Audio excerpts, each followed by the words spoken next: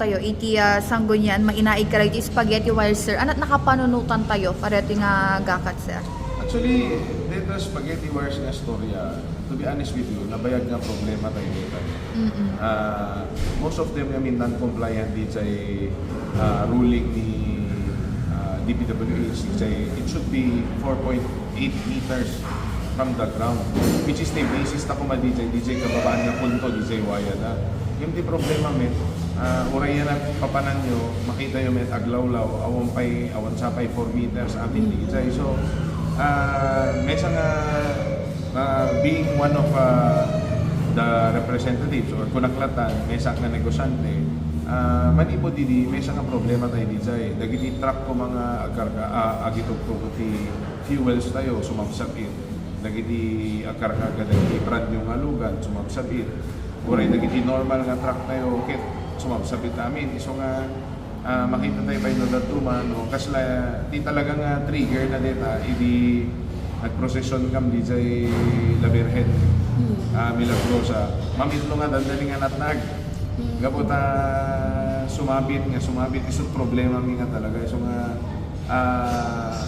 makita nga, one, it's very unsightly, it's dangerous, it's actually unsafe. Kasi, before comment nga yung pila talaga nito, nakisarsarita tayo nito sa Baling Agtubo. Although, we will officially be doing a public hearing next week in compliance for the sakbay nga second reading. Iso nga, uray man pa nga committee tayo kumadijay, tsak ini-sponsoran yung sigilata. In-request nga magna kumati proper nga committee. Kasi iso ti pamati kami hangati basta ada ka ta committee mo, iras mo lang ta. Kaya impasat, indasar ko, mapanta proper committee, maramidan ti proper hearing. Tapos, tapno mamuan tamit talaga, no, anak ti pulso, anak kaya ti tao. Iso nga, or siya personally, adumit na damag kon, sakbay nga yung pila tayo dito. So far, kasi naman Diyos, aument pa ilang kumon kontra. In fact, when I ask Inek about it, di ko na willing na pa yung mesa ko mga umay na the public hearing and they will vote for it because no makikita tayo dagiti kanayon mapapabasulan nga ti Inek kuna ta namin dito iwaya kasoy no duma moyo pay no ada nakalaylay mabuting tayo nga sa gilid tati amo tayo live wire.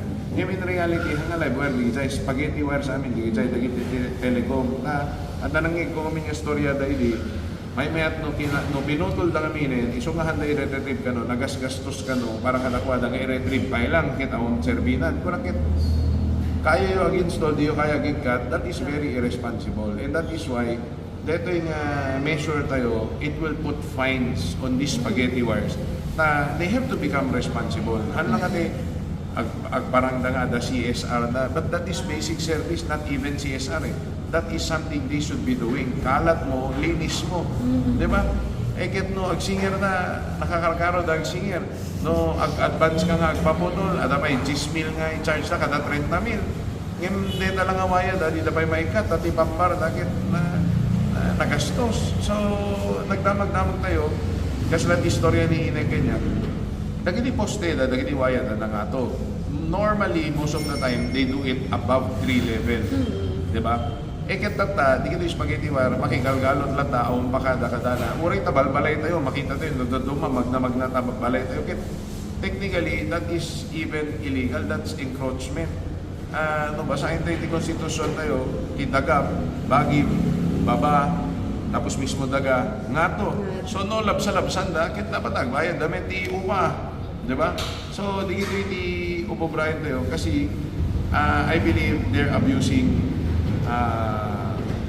they're already abusing more than dapat sumurot dalat ako mati normal no anak dinasayat game handa kayat nga paikat gapunta nang ina magnadalat na property mo gapunta mo singsingirin. I think these are wrong practices that we should correct already kasi against public order, against public in fact it's against the law no paano natin paikat hit, diba? So tatawan lang man mapansin, so pinansin tayo. So, kung napay tiinig nga ron, uray man pa'y kasano ka nga doon, dagiti wire no, DJ, spaghetti wire, di matamaan, di kayo nga matumba, may ramraman.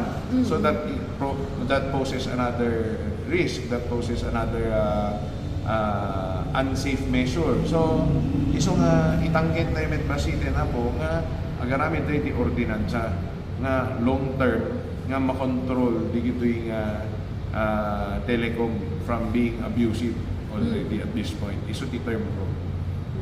Okay, so